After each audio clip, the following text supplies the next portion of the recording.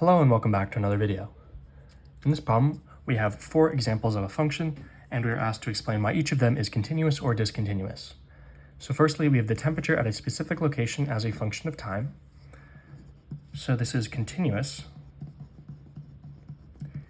because the temperature can't jump, right?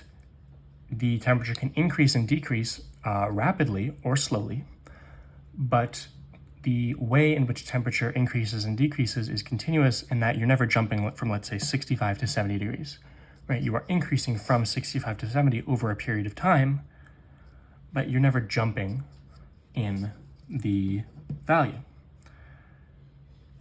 We have the temperature at a specific time as a function of the distance due west from New York City.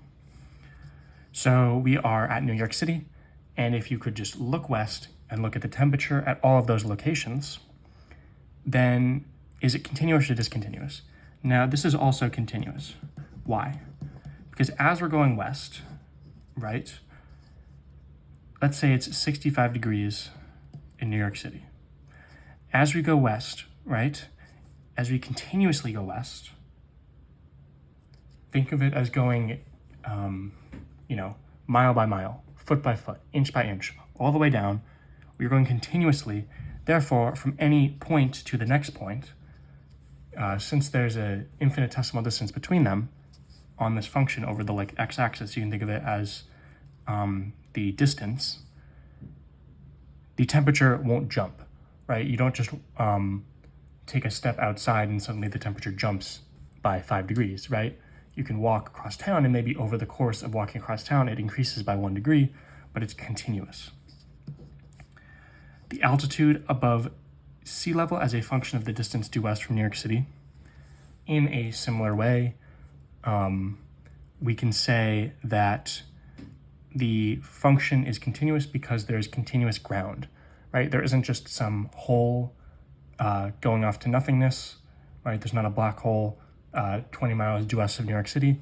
The elevation, is constantly changing, but it's continuous in that there's always ground beneath your feet. And the ground is literally the function because it's the elevation in this problem. So it's also continuous.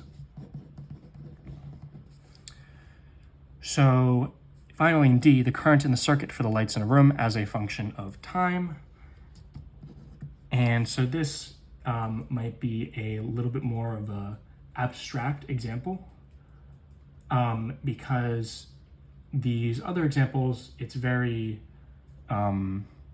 easy to say just by visualizing it, but you might not be familiar with how current works, but because it is, the current in a circuit is transitioning from having zero current to non-zero current, we can say that it's discontinuous because it's literally jumping in this case from one value to another.